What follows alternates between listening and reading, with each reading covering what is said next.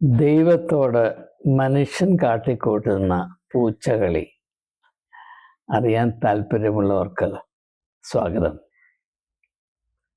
ഉൽപ്പത്തി പുസ്തകം 1-ാം അധ്യായത്തിൽ ദൈവം മനുഷ്യനെ സ്വന്തം രൂപത്തിലും സാദൃശ്യത്തിലും സൃഷ്ടിച്ചു എന്ന് രേഖപ്പെടുത്തിയിരിക്കുന്നു. അത് മനുഷ്യ സൃഷ്ടിയുടെ പ്രത്യേകതയെ ഏറ്റവും സൂക്ഷ്മമായി പരാമർശിച്ച് രേഖപ്പെടുത്തിയിട്ടുള്ള ഒരു ആശയമാണ്. മറ്റ് മൃഗങ്ങളും മനുഷ്യനും തമ്മിൽ വ്യത്യാസമുണ്ട് എന്നത് എക്കാലത്തും മനുഷ്യരാശിയുടെ പ്രത്യേകമായ അഭിമാനമായിരുന്നുവെങ്കിലും കഴിഞ്ഞ ഏതാണ്ട് 1.5 നൂറ്റാണ്ടുകളായി, പ്രത്യേകിച്ച് സിഗ്മണ്ട് ഫ്രോയിഡിൻ്റെ മനഃശാസ്ത്രത്തിൻ്റെ സ്വാധീനം കൊണ്ട് മനുഷ്യൻ മറ്റു മൃഗങ്ങളെ പോലെ മാത്രമാണ് എന്ന ഒരു ചിന്തയ്ക്ക് കൂടുതൽ പ്രാബല്യം ലഭിച്ചുകൊണ്ടേയിരിക്കുകയായിരുന്നു. അതിന് ഏറ്റവും കൂടുതൽ സഹായം അല്ലെങ്കിൽ കൈത്താങ്ങൽ നൽകിയത് ചാൾസ് ഡാർവിനാണ്. പരിണാമ സിദ്ധാന്തമാണ്. ഈ വീഡിയോ ഞാൻ പരിണാമ സിദ്ധാന്തത്തെ പറ്റിയുള്ള എൻ്റെ ആശയങ്ങൾ വെളിപ്പെടുത്തുവാനോ വിശദീകരിക്കുവാനോ ഉദ്ദേശിക്കുന്നില്ല. ഒരേ ഒരു സുപ്രധാനമായ ആശയത്തിൽ അല്ലെങ്കിൽ പ്രശ്നത്തിൽ ശ്രദ്ധ കേന്ദ്രീകരിച്ച് അത് സംബന്ധമായി സ്പഷ്ടത പ്രാപിക്കുക എന്നതാണ് ലക്ഷ്യമെന്നതുകൊണ്ട് ബന്ധമുണ്ട് എങ്കിലും ഇപ്രകാരമുള്ള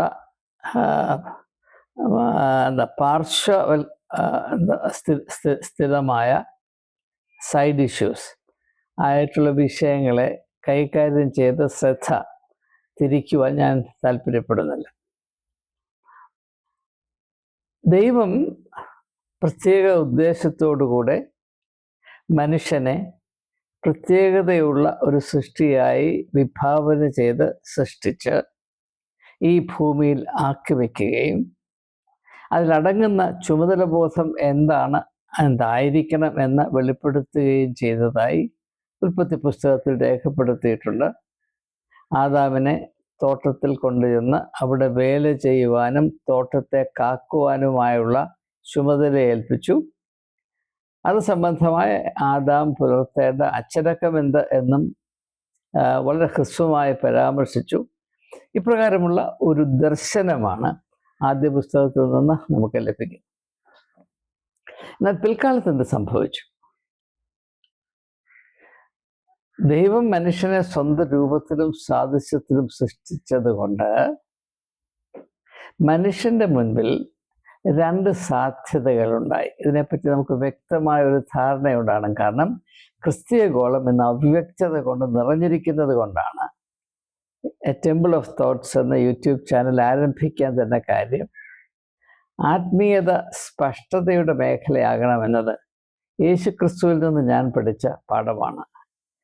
യേശു ലോകത്തിൻ്റെ വെളിച്ചമെന്ന് പറഞ്ഞാൽ വെളിച്ചം സ്പഷ്ടതയുടെ പ്രതീകമാണ്, അല്ലാതെ അവ്യക്തമായ ധാരണകളുടെ പ്രതീകമായി തീരാൻ സാധ്യമല്ല.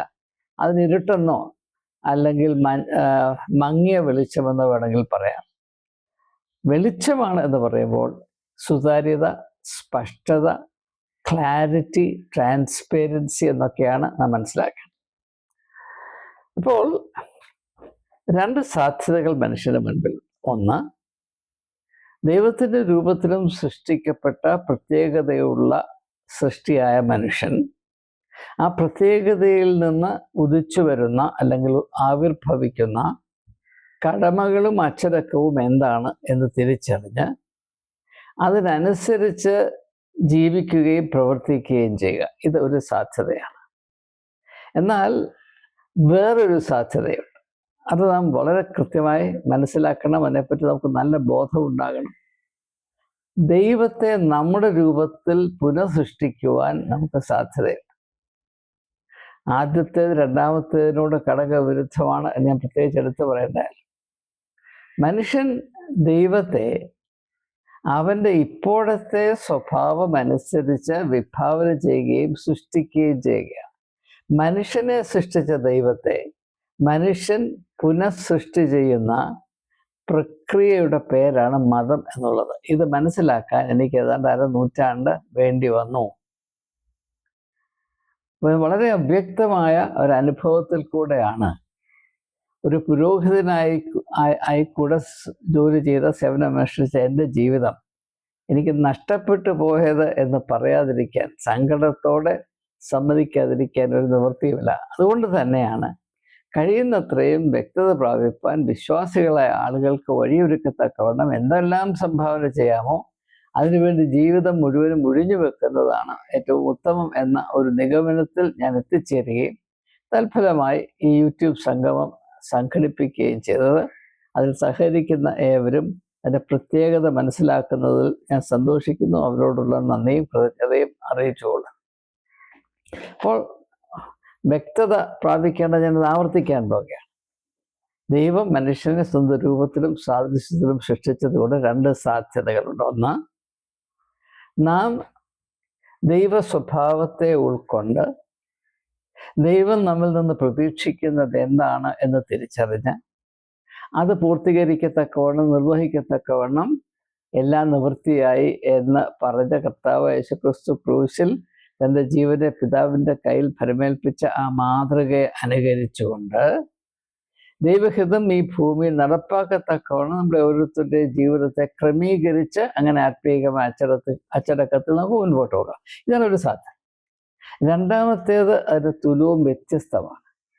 ദൈവത്തെ നമ്മുടെ രൂപത്തിലും സാദൃശ്യത്തിലും സൃഷ്ടിക്കുക.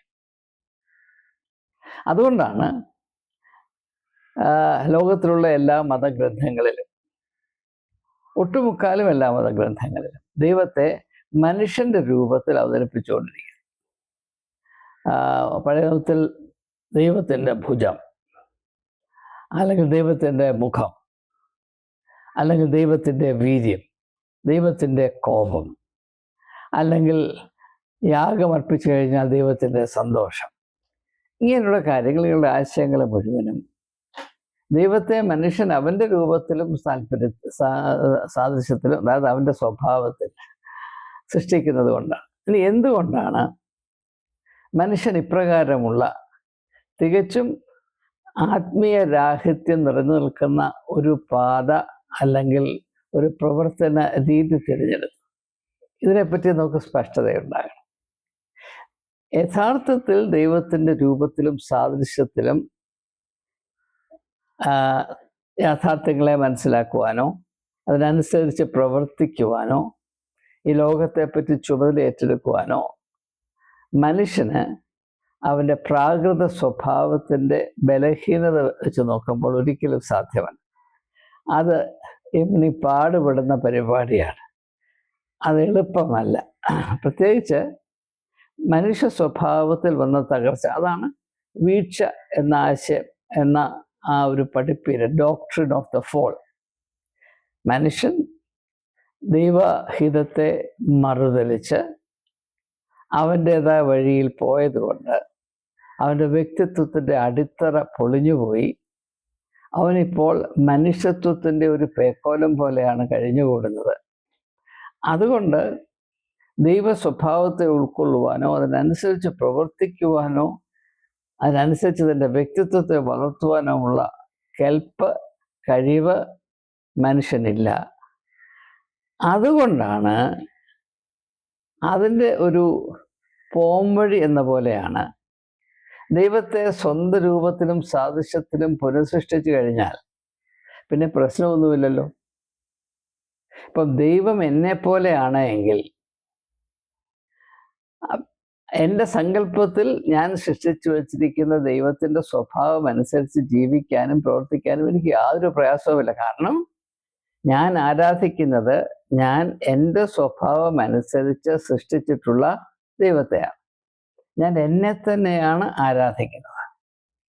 അതുകൊണ്ട് വളരെ അനായാസമാണ് നാം എപ്പോഴായിരിക്കുന്ന അവസ്ഥയിൽ നിന്ന് വ്യത്യസ്തമായ, അതിൽ നിന്ന് ഉന്നതമായ ഒരു അവസ്ഥയിലേക്ക് മുന്നേറുവാൻ അപ്രകാരമുള്ളൊരു മതബോധം ഒരിക്കലും നമ്മൾ നിർബന്ധിക്കുകയില്ല. കാരണം നാം ആരാധിക്കുന്നത് നമ്മെ തന്നെയാണ് എങ്കിൽ, നാം തന്നെയാണ് എല്ലാറ്റിൻ്റെയും ആത്യന്തികമായ മാനദണ്ഡം എന്ന് നാം ധരിക്കുന്നുവെങ്കിൽ നമുക്ക് എങ്ങോട്ട് പോകാനാണ്? നാം എല്ലാം തികഞ്ഞവരാണ്, എല്ലാറ്റിനും മതിയാകുന്നവരാണ്, എല്ലാ സൽഗുണപൂർണ്ണതയും പ്രാപിച്ചവരാണ്. ബാക്കിയുള്ളവരെല്ലാം നരകത്തിലാണ്, ബാക്കിയുള്ളവർ നികൃഷ്ടരാണ്, ബാക്കിയുള്ളവരെല്ലാം അന്ധകാരത്തിൻ്റെ ആത്മാക്കളാണ് എന്ന് നാം ധരിക്കുന്നതിൻ്റെ ഏക കാരണം നാം സത്യദൈവത്തെ അറിയുന്നില്ല. നാം ആരാധിക്കുന്നത് നമ്മുടെ സ്വഭാവം തന്നെ അനുസരിച്ച് നാം കൃത്രിമമായി സൃഷ്ടിച്ച ഒരു ദൈവസങ്കല്പത്തെയാണ്. ദൈവമല്ല. ദൈവത്തെ അറിയുന്നവർ ഈ ഭൂമിയുടെ പരപ്പിലില്ല എന്നതാണ് ഇതിൻ്റെ സത്യം. ഈ സത്യം അറിയുന്നവർ സ്വാതന്ത്ര്യം പ്രാപിക്കും. ഇനിയിപ്പോൾ ഒരു കാര്യം കൂടെ വേദപുസ്തകത്തിൻ്റെ വെളിപ്പെടുത്തലിൽ മാത്രം ആശ്രയിച്ച് ഞാൻ പറയുകയാണ്. പുറപ്പാട് പുസ്തകത്തിൽ വരുമ്പോൾ ജനം അവരുടെ താല്പര്യമനുസരിച്ച് ദൈവത്തെ സൃഷ്ടിച്ചു കൊടുക്കാനായി അഹറോനെ നിർബന്ധിക്കുന്ന സംഭവം നമുക്കറിയാം. ഞാൻ ഈ സംഭവം അനേക തവണ മുമ്പ് പരാമർശിച്ചിട്ടുണ്ട്, അതുകൊണ്ട് അതിൻ്റെ വിശദാംശങ്ങളിലേക്ക് ഞാൻ കിടക്കുന്നില്ല. പക്ഷേ ഈ ഒരു സംഭവം പുനഃപരിശോധിക്കേണ്ട ആവശ്യമുള്ള ഇപ്പോഴത്തെ ആശയമായിട്ടുള്ള ബന്ധം കൊണ്ട് അവിടെ ജനത്തിൻ്റെ താല്പര്യം, നമുക്ക് ഏവർക്കും വലിയ മനഃശാസ്ത്ര പണ്ഡിതന്മാരല്ലെങ്കിലും നമുക്കൊരു കാര്യം അറിയാം. മനുഷ്യൻ്റെ എല്ലാ താല്പര്യങ്ങളും അവൻ്റെ സ്വഭാവം അനുസരിച്ചാണ്. അപ്പം ചിലർക്ക് അവരോട് ചോദിച്ചാൽ ഏറ്റവും വലിയ നിർവൃതി കള്ള് കുടിക്കുന്നതാണ്, കാരണം അത് സ്വഭാവം അങ്ങനെ ആയതുകൊണ്ട്. ചിലർക്ക് ഏറ്റവും വലിയ സന്തോഷം ഒരു നല്ല പുസ്തകം വായിക്കുന്നതാണ്, കാരണം അവർക്ക് ആശയങ്ങളോട് താല്പര്യമുള്ളൊരു സ്വഭാവമുള്ളത് കൊണ്ടാണ്. ചിലർക്ക് ഏറ്റവും വലിയ സന്തോഷം 10 പേരെ ചവിട്ടി മതിച്ചു എന്നതുകൊണ്ടാണ്, കാരണം അവരുടെ സ്വഭാവം മൃഗീയമാണ് എന്നതുകൊണ്ട്. അങ്ങനെ ഓരോരുത്തരും എന്തെങ്കിലും ആവശ്യപ്പെടുന്നുണ്ട് അല്ലെങ്കിൽ താല്പര്യപ്പെടുന്നുണ്ട് എങ്കിൽ അത് അവരുടെ സ്വഭാവം അനുസരിച്ചാണ്. അപ്പോൾ ജനം അഹറോനെ അവർക്ക് ഒരു അവരുടേതായ ദൈവത്തെ ഉണ്ടാക്കി കൊടുക്കുവാൻ നിർബന്ധിച്ചു എന്ന് പറഞ്ഞാൽ അർത്ഥം വളരെ ലളിതമാണ്. ഞങ്ങൾക്ക് പറ്റുന്ന, ഞങ്ങളുടെ സ്വഭാവത്തിന് ഇണങ്ങുന്ന ഒരു ദൈവത്തെ ഉണ്ടാക്കി തരണം. ഇനി ഇവിടെ രണ്ടാമതായിട്ട് വലിയൊരു വെളിപ്പെടുത്തൽ അവിടെ ഉണ്ട്. അങ്ങനെ ദൈവത്തെ ഉണ്ടാക്കണമെങ്കിൽ ഈ ലോകത്തിലുള്ള ധാതു ഉപയോഗിച്ച് മാത്രമേ ഉണ്ടാക്കാൻ സാധിക്കും. മനുഷ്യൻ എന്തെങ്കിലും ഉണ്ടാക്കണമെങ്കിൽ ദൈവം സൃഷ്ടിച്ച് അവന് നൽകിയ ധാതു പദാർത്ഥങ്ങൾ, ഉദാഹരണമായിട്ട് നിങ്ങൾക്കൊരു മേശ അല്ലെങ്കിൽ കസേര ഉണ്ടാക്കണമെങ്കിൽ അത് തടി ഉപയോഗിക്കണം.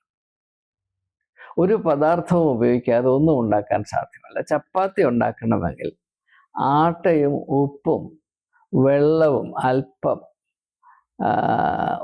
എന്താ പറയുക എണ്ണയും വേണം. പിന്നെ അത് ചൂടാനായിട്ടൊരു കല്ലും വേണം. പിന്നെ അത് കല്ല് ചൂടാകാനായിട്ട് ഗ്യാസും വേണം. ഗ്യാസ് കത്തിക്കാൻ തീപ്പെട്ടിയോ ലൈറ്ററോ വേണം. പിന്നെ ഇതെല്ലാം ഉണ്ടെങ്കിലും അന്തരീക്ഷത്തിൽ ഓക്സിജൻ വേണം. അപ്പോൾ മനുഷ്യൻ എന്തെങ്കിലും സൃഷ്ടിക്കണമെങ്കിൽ ദൈവം സൃഷ്ടിച്ച അവന് നൽകിയ, ഉദാരമായി നൽകിയ ധാതു പദാർത്ഥങ്ങളോടുള്ള അടിമത്വത്തിൽ മാത്രമേ, വിധേയത്വത്തിൽ മാത്രമേ മനുഷ്യൻ എന്തെങ്കിലും സൃഷ്ടിക്കാൻ സാധിക്കുകയുള്ളൂ. അതുകൊണ്ടാണ് മനുഷ്യൻ ബിംബങ്ങളെ ഉണ്ടാക്കുക. ബിംബങ്ങൾ എന്താണ്? മനുഷ്യൻ അവൻ്റെ സ്വഭാവം അനുസരിച്ച് ധാതു പദാർത്ഥങ്ങളോടുള്ള വിധേയത്വത്തിൽ അവൻ്റെ ദൈവസങ്കല്പത്തെ ഭൗതികമായി ആവിഷ്കരിക്കുന്ന വളരെ അപഹാസ്യമായ ഒരു പ്രതിഭാസമാണ് ബിംബം. അതിനെ ആരാധിക്കുന്നതാണ് ബിംബാരാധന. ബിംബാരാധന എന്ന് പറഞ്ഞാൽ, വളരെ ലളിതമായി പറഞ്ഞാൽ, മനുഷ്യ സ്വഭാവത്തെ ആരാധിക്കുന്ന ബുദ്ധിശൂന്യതയുടെ പേരാണ് ബിംബാരാധന എന്ന് പറയുന്നത്. അതിന് പലവിധമായ ന്യായീകരണങ്ങൾ കൊടുക്കും. ഹിന്ദുക്കളോട് ചോദിച്ചാൽ പറയും അത് ദൈവത്തെ ദൈവമായി അറിയാനുള്ള കഴിവ് ബഹുഭൂരിപക്ഷം ആളുകൾക്കുമില്ല. അവർക്ക് ഇങ്ങനെ ചെറിയ ഒരു ഹെൽപ്പ്, ഒരു ഉന്ത് കൊടുക്കണം. അതിൻ്റെ പേരാണ് ഈ ബിംബം എന്നൊക്കെ പറയും. ഇതൊക്കെ വെറും മുടന്തൻ ന്യായങ്ങളാണ്. ലോകത്തെ മുഴുവനും സൃഷ്ടിച്ച, പ്രപഞ്ചത്തെ മുഴുവനും സൃഷ്ടിച്ച് പരിപാലിക്കുന്ന ദൈവത്തെ ഒരു ബിംബത്തിൽ ഒതുക്കാമെന്ന് പറയുന്നതിനേക്കാൾ മുഴുത്ത ഭ്രാന്ത് നമുക്ക് വിഭാവന ചെയ്യാൻ സാധ്യമല്ല. അപ്പോൾ പിന്നെ ക്രിസ്ത്യാനികളുടെ ഒരു കാര്യം ചോദിച്ചാൽ, ആ ബിംബാരാധന എന്ന് പറയുന്നത് ഹിന്ദുക്കളുടെ ഇടയിൽ മാത്രമേ ഉള്ളൂ. മുസ്ലിങ്ങളും പറയും ബിംബാരാധന ഹിന്ദുക്കളുടെ ഇടയിൽ മാത്രമേ ഉള്ളൂ. എൻ്റെ പ്രിയപ്പെട്ട സഹോദരി സഹോദര, പ്രത്യേകിച്ച് സുറിയാനി ക്രിസ്ത്യാനിയേ, ബിംബാരാധനയില്ലാതെ ഒരു മതവുമില്ല. എല്ലാ മതങ്ങളും മനുഷ്യൻ സൃഷ്ടിക്കുന്നതാണ്. അങ്ങനെ മനുഷ്യനിർമ്മിതമായ മതം മനുഷ്യനെ അടിമകളാക്കാൻ മാത്രം ഉതകുന്നതാണ്, അല്ലെങ്കിൽ സഹായിക്കുന്നതാണ് എന്നത് തിരിച്ചറിഞ്ഞ ഒരു മനുഷ്യ സ്നേഹിയെ എനിക്കറിയാം. ആ മനുഷ്യൻ്റെ പേര് യേശു എന്നായിരുന്നു. അതുകൊണ്ടാണ് യേശു മനുഷ്യനെ അവൻ്റെ മതത്തോടുള്ള അടിമത്തത്തിൽ നിന്ന് വിടുവിപ്പാനായി ഇത്ര വലിയ വില കൊടുത്തത് എന്ന് ക്രിസ്ത്യാനി 2000 വർഷം കൊണ്ടും തിരിച്ചറിഞ്ഞിട്ടില്ല എന്നത് മർമ്മഭേദകമായ ഒരവസ്ഥയാണ്. അപ്പോൾ ക്രിസ്തുമതവും ബിംബാരാധനയോട് തന്നെയാണ്. മനുഷ്യൻ നിർമ്മിക്കുന്ന കാര്യങ്ങളിൽ കൂടെ മാത്രമേ ദൈവത്തെ, ഉദാഹരണമായിട്ട് ദൈവത്തെ കാണണമെങ്കിൽ പള്ളിയിൽ പോകണം. ദൈവത്തെ പ്രീതിപ്പെടുത്തണമെങ്കിൽ പാരമ്പര്യത്തിൽ ആശ്രയിക്കണം. പണ്ട് ജാമ്പവന്മാർ ചെയ്തത് അതുപോലെ ആവർത്തിച്ചുകൊണ്ടിരിക്കണം. അല്ലെങ്കിൽ ദൈവത്തെ പ്രീതിപ്പെടുത്താനായിട്ട് നല്ല കൈക്കൂലി കൊടുക്കണം. ഉള്ളതിൻ്റെ ഒരു ദശാംശം കൊടുത്തില്ലെങ്കിൽ ദൈവത്തിന് കെറുവാണ്, ദൈവത്തിന് മൂക്കിക്കെറുവാണ്. ആരാണ് ദശാംശം കൊടുക്കുന്നത്, ആരാണ് കൊടുക്കാതിരിക്കുന്നതെന്ന് ഇങ്ങനെ ദൈവത്തിൻ്റെ കണ്ണ് പതറി നടക്കുകയാണ്. ആരെങ്കിലും ഒരു പൈസ കുറച്ച് പോയാൽ തീർന്നു, ദൈവ കോപം അവൻ്റെ മേൽ ജ്വലിക്കും എന്നാണ് പറയുന്നത്. ഇതെല്ലാം മനുഷ്യൻ അവൻ്റെ സ്വഭാവം. നിങ്ങൾക്കാരെങ്കിലും ഒരു 100 രൂപ തരാനുണ്ടെന്ന് വിചാരിക്കും. അവരുടെ പുറകെ നടന്ന് നിങ്ങളുടെ ചെരുപ്പ് ഞാൻ അവസാനം ഒരു ദിവസം അവൻ പറഞ്ഞു, എന്നാ 70 രൂപ കൊണ്ട് കൊണ്ടുപോകും, ഇനിയും ചോദിച്ച് എൻ്റെ അടുത്തേക്ക് വരണം എന്ന് പറഞ്ഞാൽ നിങ്ങൾക്ക് കോപം വരും. അതേ മാനദണ്ഡം വെച്ചാണ് നിങ്ങൾ ദൈവത്തെ അളക്കുന്നത്. അങ്ങോട്ട് കൊടുക്കാതെ കൊടുത്തില്ലെങ്കിൽ കാല് മടക്കി അടിക്കും എന്നൊരു ധാരണ ചെറുപ്പം സൺഡേ സ്കൂൾ തൊട്ടേ തന്നെയാണ് പഠിപ്പിക്കുന്നത്. കാരണം നാം മനുഷ്യ സ്വഭാവത്തിന് ഇണങ്ങുന്ന ഒരു ദൈവത്തെ മാത്രമാണ് അറിയുന്നത്, അംഗീകരിക്കുന്നത്, ആരാധിക്കുന്നത്. അതുകൊണ്ട് അതിൽ നിന്ന് വ്യത്യസ്തമായ ആത്മാവിലും സത്യത്തിലും ദൈവത്തെ ആരാധിക്കണമെന്ന് അറിയിച്ച യേശുക്രിസ്തുവിനെ സഭയ്ക്കുള്ളിൽ കയറ്റാൻ എമ്മണി വിമിഷ്ടമാണ് എന്ന യാഥാർത്ഥ്യം വേദപുസ്തകം തന്നെ വെളിപ്പെടുത്തുന്നു. അത് വെളിപ്പാട് പുസ്തകത്തിൻ്റെ 3-ാം അധ്യായത്തിൻ്റെ 15 മുതൽ 20 വരെയുടെ വാക്യങ്ങൾ ഉണ്ട് എന്ന് പലതവണയും മുമ്പ് പറഞ്ഞിട്ടുള്ളതാണ്.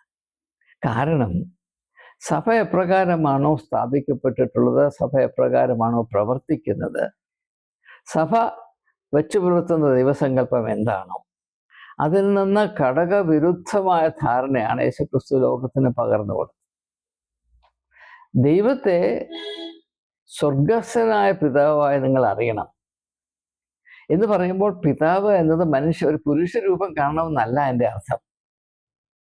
പിതാവ് എന്നതിൻ്റെ അർത്ഥം എല്ലാറ്റിൻ്റെയും ഉറവിടം എന്നതാണ്. സ്വർഗസ്ഥനായ പിതാവ് എന്ന് പറഞ്ഞാൽ അഭൗമമായ ഉറവിടം. ആ ഒരു ദൈവത്തെ നിങ്ങൾ യഥാർത്ഥത്തിൽ ആത്മാവിലും സത്യത്തിലും അറിയുന്നുവെങ്കിൽ നിങ്ങൾ ഒരിക്കലും ബിംബാരാധനക്കാരാകത്തില്ല. ആ ദൈവം നിങ്ങളുടെ പള്ളിക്കകത്താണ്, അല്ലെങ്കിൽ മാർത്തോമ പള്ളിക്കകത്ത് മാത്രമാണ്, CSIക്കാരുടെ പള്ളിയിലില്ല, അല്ലെങ്കിൽ പാസ്റ്റർ ഭാഷയിൽ പറഞ്ഞാൽ മറ്റൊരു പള്ളിയിൽ ഞങ്ങളുടെ ഫെയ്ത്തോമിൽ മാത്രമാണ്. ആ ദൈവത്തോട് സംസാരിക്കണമെങ്കിൽ ഇങ്ങനെ മൃഗം കഴുത അമറുന്ന പോലെ അമറണം എന്നൊക്കെ പറയണമെങ്കിൽ നാം അതിൻ്റെ പുറകിൽ സ്ഥാപിച്ചു വച്ചിരിക്കുന്ന ദൈവസങ്കല്പം എത്രയോ വികൃതമാണ് എന്ന് മനസ്സിലാക്കി. ഇത് വരാതിരിക്കുന്നതിന് വേണ്ടിയാണ് വേദപുസ്തകത്തിൻ്റെ ആരംഭത്തിൽ ഏറ്റവും സുപ്രധാനവും ശ്രദ്ധേയവുമായ സത്യം വെളിപ്പെടുത്തുന്നത്. ദൈവം മനുഷ്യരെ സ്വന്തം രൂപത്തിലും സാദൃശ്യത്തിലും സൃഷ്ടിച്ചു. അതിൻ്റെ അർത്ഥം എന്താണ്? മനുഷ്യരാശിയുടെ ഏറ്റവും വലിയ ഒഴിച്ചുകൂടാത്ത കടമ ദൈവ സ്വഭാവത്തെ വെളിപ്പെടുത്തുക എന്നതാണ്. എന്താണ് ദൈവ സ്വഭാവം? സ്വന്തം രൂപവും സാദൃശ്യവും എന്ന് പറഞ്ഞാൽ ഒരാകൃതിയല്ല. In the form and likeness എന്നാണ് വേദപുസ്തകത്തിൽ പറയുന്നത്. ഈ ഫോം എന്ന പദത്തിന് ഒരു വലിയ ആശയമുണ്ട്. ഫോം എന്ന് പറഞ്ഞാൽ എന്തിനെ അതാക്കി തീർക്കുന്നുവോ അതാണ് ഫോം. ഉദാഹരണമായിട്ട് നിങ്ങളൊരു മാങ്ങാണ്ടി നട്ടാൽ അതിൽ നിന്ന് മാവ് കിളിച്ചു വരും, പ്ലാവ് കിളിക്കത്തില്ല. ആ മാങ്ങാണ്ടിയിൽ മാവിൻ്റെ ഫോം ഉണ്ട്, മാവിൻ്റെ ആകൃതിയല്ല, മാവായി തീരത്തക്കവണ്ണമുള്ള ഒരു വലിയ ജീവന്റെ മർമ്മം, എ വൈറ്റൽ പ്രിൻസിപ്പിൾ ആ മാങ്ങാണ്ടിയിൽ നിങ്ങൾക്ക് കാണാൻ വയ്യാതെ മറിഞ്ഞു കിടപ്പുണ്ട്. അത് നിങ്ങൾ ഭൂമിയിൽ കുഴിച്ചിട്ട് കഴിയുമ്പോൾ ഭൂമിയുടെ അത്ഭുതകരമായ സ്വാധീനം കൊണ്ട് ആ മാങ്ങാണ്ടിയിൽ അഗോചരമായി സ്ഥിതി ചെയ്തിരുന്ന മാങ്ങാണ്ടിത്വം അത് പൊട്ടിമുളച്ചു വരികയും അതൊരു മാവായി തീരുകയും, അതിനാണ് ഫോം, രൂപവും സാദൃശ്യവും എന്ന് നാം പറയുന്നത്. അപ്പോൾ അതിൻ്റെ ഉള്ളിലുള്ള സാധ്യതയ്ക്ക് നിങ്ങൾ കണ്ടിട്ടുള്ള മാവുമായിട്ടൊരു സാദൃശ്യമുണ്ട്. അതാണ് രൂപവും സാദൃശ്യവും. രൂപം എന്ന് പറഞ്ഞാൽ അത് മാങ്ങാണ്ടിയിൽ നിന്ന് മാവ് തന്നെ കിളിച്ചു വരും എന്ന ഉറപ്പിന്റെ പേരാണ് രൂപം. ഫോം. അത് ദാർശനികമായ ആശയമാണ്. അത് വെറും നമ്മൾ തെരുവിൽ പറയുന്ന ആശയമല്ല. അപ്പോൾ മനുഷ്യനെ സ്വന്തം രൂപത്തിലും സാദൃശ്യത്തിലും ദൈവം സൃഷ്ടിച്ചതിനുള്ള അർത്ഥം ദൈവീകത്വത്തെ വെളിപ്പെടുത്തുവാനുള്ള കടമ മറ്റൊരു മൃഗത്തിനുമില്ല, മനുഷ്യന് മാത്രമേ ഉള്ളൂ. ഈ ദൈവീകത്വം എന്താണ് എന്ന് വേദപുസ്തകം വെളിപ്പെടുത്തുന്നുണ്ട്. മറ്റനേക ആത്മീയ ഗ്രന്ഥങ്ങളും വെളിപ്പെടുത്തുന്നുണ്ട്. അതിൻ്റെ എല്ലാം ആകത്തുക വെച്ച് നമുക്ക് പറയാവുന്നൊരു കാര്യം, ദൈവികത്വം എന്ന് പറയുന്നത് 4 ഗുണങ്ങളുടെ ആകത്തുകയാണ്. സ്നേഹം, സത്യം, നീതി, കരുണ. ഓർക്കാൻ വളരെ എളുപ്പമാണ്. ദൈവം എന്ന് പറഞ്ഞാൽ നാം മനസ്സിലാക്കേണ്ടത് സ്നേഹം, സത്യം, നീതി, കരുണ. നിങ്ങൾ ലോകത്തിലെ ഏതു മതഗ്രന്ഥവും വായിച്ചു നോക്കിക്കൊള്ളൂ. അതിൽ നിന്ന് നിങ്ങൾക്ക് പ്രാപിക്കാവുന്ന ഏറ്റവും ലളിതവും എന്നാൽ മതിയായതുമായ ആശയമാണ് ദൈവത്തെ നാം മനസ്സിലാക്കേണ്ടത്. ദൈവ സ്വഭാവത്തെ നാം മനസ്സിലാക്കേണ്ടത് ഒരാകൃതിയിൽ കൂടെയല്ല, ഒരു പ്രകൃതിയിൽ കൂടെയാണ്.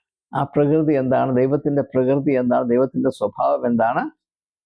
സ്നേഹം, സത്യം, നീതി, കരുണ. ദൈവം സ്നേഹം തന്നെ തന്നെ തന്നെ എന്ന വേദപുസ്തകം പറയുന്നില്ലേ? യേശു പറഞ്ഞില്ല, ഞാൻ തന്നെ വഴിയും സത്യവും ജീവനുമാണ്. യേശുവിൻ്റെ പഠിപ്പീരിൽ മുഴുവനും കരുണ. നല്ല ശമരിയക്കാരൻ്റെ ഉപമയിൽ, ലോകത്തിലെ ഏറ്റവും പ്രസിദ്ധമായ ഉപമയാണ് നല്ല ശമരിയക്കാരൻ്റെ ഉപമ, ഒക്കെ നമുക്ക് പറയാം.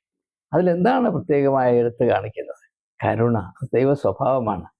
ആ കരുണയെ വെളിപ്പെടുത്താൻ കഴിയാത്തവനാണ് പുരോഹിതനെന്നാണ് യേശു അവിടെ പറഞ്ഞു വെക്കുന്നത്. ദയവായി മനസ്സിലാക്കുക. അന്യനായ ശമരിയക്കാരനിൽ നിന്ന് കരുണയുടെ പ്രവാഹം ഉണ്ടാകും. പക്ഷേ കല്ല് പോലെയുള്ള ഹൃദയം കൊണ്ട് നടക്കുന്ന, ദൈവത്തിൻ്റെ പേരിൽ ഹൃദയം കല്ലാക്കി നടക്കുന്ന, അതിനെ കുപ്പായം കൊണ്ട് മൂടിക്കൊണ്ട് നടക്കുന്ന പുരോഹിതന്റെ ഉള്ളിൽ നിന്ന് കരുണയുടെ ഒരു തുള്ളി പോലെ നിങ്ങൾ പ്രതീക്ഷിക്കരുത് എന്നാണ് യേശു പറഞ്ഞു വെക്കുന്നത്. ഞാൻ പറഞ്ഞതല്ല. അതുപോലെ നമുക്കറിയാം നീതി. ദൈവത്തിന്റെ നീതി വെളിപ്പെടുത്താനാണ് ഞാൻ വന്നത് എന്ന് യേശു പറയുന്നുണ്ട്. നിങ്ങൾ നീതിക്ക് വേണ്ടി വിശുദ്ധ ദാഹിക്കണം, മുൻപേ അവന്റെ രാജ്യവും നീതിയും അന്വേഷിക്കണം. ഇതാണ് മനുഷ്യന് നൽകിയിട്ടുള്ള കടമ. ഇതിന് പകരം മനുഷ്യൻ അവന്റെ പ്രാകൃത സ്വഭാവം അനുസരിച്ച് അല്പം ചിന്തിച്ചാൽ നമുക്ക് ചിരി വന്ന് മണ്ണ് കപ്പുന്ന വിധത്തിലുള്ള ആശയങ്ങളാണ് ഈ മതത്തിന്റെ ആകത്തുകയെ കൊണ്ടുവന്ന് വെച്ചിരിക്കുന്നത്. അത് മുഴുവനും മാമോൻ സേവയാണ്, പണക്കൊതി കൊണ്ട് മാത്രമാണ്, ആത്മീയമായ അക്ഷരരാഹിത്യം കൊണ്ടാണ്. യേശു പറഞ്ഞു, ദൈവം ആ മലയിലുമല്ല ഈ മലയിലുമല്ല എന്ന ജനം അല്ലെങ്കിൽ മനുഷ്യർ തിരിച്ചറിയുന്ന നാൾ വരാൻ പോകുന്നു, ഇതാ വന്നു വിരിക്കുന്നു എന്ന് പറഞ്ഞ് 2000 വർഷത്തിന് മുമ്പ് പറഞ്ഞു. ഇന്നും ക്രിസ്ത്യാനികളുടെ ഇടയിൽ ദൈവം അവന്റെ ഈ മലയിലും ആ മലയിലും, ആ മർത്തോമ മല, ഇപ്പുറത്ത് CSI മല, അപ്പുറത്ത് ഓർത്തഡോക്സ് മല, നേരെ എതിരായിട്ട് യാക്കോബ മല, ഇതിൻ്റെ എല്ലാം മുകളിലായിട്ട് കത്തോലിക്ക മല, അതിൻ്റെ മുകളിലായിട്ട് ഫെയ്ത്തോ മല, പാസ്റ്ററുടെ മല, ഇങ്ങനെ മല മല മല, ശബരിമല ശബരിമല. അതാണ് ക്രിസ്തീയ മതം ഇന്ന്. ഇതിൻ്റെ പോഷത്വം എന്താണ് നിങ്ങൾ മനസ്സിലാക്കാത്തത്? പിന്നെ മനുഷ്യൻ്റെ ദൈവികത്വം കാണിക്കുന്നത് എങ്ങനെയാണ്? ഒരു നീണ്ട കുപ്പായം അങ്ങോട്ട് ഇടും, അതിൻ്റെ പുറത്ത് വലിയ പെണ്ണുങ്ങൾ പോലും ഇടാത്ത കുറേ ആഭരണങ്ങൾ ഇട്ടുകൊണ്ട് നടക്കും. പുരുഷനെ ആഭരണമാക്കുന്ന ആഭാസത്തരമാണ് ഈ വലിയ ഭക്തിയായിട്ട് നാം മനസ്സിലാക്കുക. യേശുവിൻ്റെ വ്യക്തിത്വത്തെ മുഴുവനും അല്പം മെറ്റലിൽ നാം ഒതുക്കുകയാണ്. എന്താണ് ഈ കുരിശ്? ഈ കുരിശ് അതിട്ടുകൊണ്ട് നടക്കുന്നതിനോട്ട് എന്താണ് ബന്ധം? നാം പണിയുന്ന പള്ളികളുടെ പ്രസക്തി എന്താണ്? അതും ദൈവമായിട്ടുള്ള ബന്ധം എന്താണ്? യേശു അവിടെ ഉണ്ടോ? അവിടെ കയറാനുള്ള സാഹചര്യമാണോ? അനുവാദമുണ്ടോ? ഇതെന്താണ് നാം ചിന്തിക്കാത്തത്? നമ്മൾ പറയുന്ന ഏതെങ്കിലും കാര്യത്തിൽ ഈ ലോകത്തെ മുഴുവനും സ്വന്തം മനസ്സിൽ ഒന്നുപോലെ കാത്തു സൂക്ഷിച്ച ക്രിസ്തുവിൻ്റെ പേരിൽ സ്ഥാപിക്കപ്പെട്ടിരുന്ന സഭ ക്രിസ്തീയ സമൂഹത്തെ തന്നെ ഒരു 1,900 കഷ്ണങ്ങളായി കീറിമുറിച്ച് ഓരോരുത്തരും അവരുടേതായ കസേര ഉറപ്പിച്ച് ജനങ്ങളെ പൂർവാധികമായ അടിമത്വത്തിൽ ചവിട്ടി താഴ്ത്തി അവരെ പശുവിനെ പോലെ കറന്നുകൊണ്ടിരിക്കുന്ന പൈശാചികമായ വ്യവസ്ഥിതി യേശുവിൻ്റെ ശരീരമാണെന്ന് പറയുമ്പോൾ രക്തം തിളയ്ക്കാറുണ്ട്, സഹിക്കാൻ വയ്യ. എന്നാൽ അതിനേക്കാൾ എന്നെ വേദനിപ്പിക്കുന്ന കാര്യം ഈ ഭോഷത്വം, ഈ പൊട്ടത്തരം, ഈ ഭ്രാന്ത് തിരിച്ചറിയാനുള്ള കെൽപ്പ്, ധൈര്യം, കഴിവ്, സുബോധം ക്രിസ്ത്യാനിക്കില്ലാതെ പോയല്ലോ എന്നോർക്കുമ്പോഴാണ്. ഈ ഒരു അന്ധകാരം അവസാനിപ്പിക്കാതെ ലോകത്തിൻ്റെ വെളിച്ചമായ യേശുവിനെ തിരിച്ചറിയുവാനോ അവനെ അനുഗമിപ്പാനോ ആർക്കും സ്വാതന്ത്ര്യം ഉണ്ടാകുകയില്ല എന്ന യാഥാർത്ഥ്യം തിരിച്ചറിയാം. അതുകൊണ്ട് ഉൽപ്പത്തി പുസ്തകത്തിൻ്റെ ആദ്യ ഭാഗത്ത് രേഖപ്പെടുത്തിയിരിക്കുന്നത് ദൈവം സ്വന്തം രൂപത്തിലും സാദൃശ്യത്തിലും മനുഷ്യനെ സൃഷ്ടിച്ചിരിക്കുന്നു എന്ന അത്ഭുതമഹമായ വെളിപ്പെടുത്തലിൻ്റെ യഥാർത്ഥ പ്രാവർത്തികമായ അർത്ഥവും അതിൻ്റെ ചുമതലകളും എന്താണ് എന്ന് നിങ്ങൾ ഓരോരുത്തരും നിങ്ങളുടെ വിധത്തിൽ അന്വേഷിച്ച് അതിൻ്റെ ഉത്തരങ്ങൾ കണ്ടെത്തി നിങ്ങൾ തന്നെ കണ്ടെത്തുന്ന ആത്മീയമായ സത്യങ്ങൾ അനുസരിച്ച് നിങ്ങളുടെ ജീവിതത്തെ, മതജീവിതത്തെ, ആത്മീയ ജീവിതത്തെയും അച്ചടക്കത്തെയും പുനരാവിഷ്കരിക്കണമെന്ന് ഏവരോടും സാദരം അഭ്യർത്ഥിച്ചുകൊണ്ട് വാക്കുകൾ ഉപസംഹരിക്കുന്നു. ഏവർക്കും നമസ്കാരം.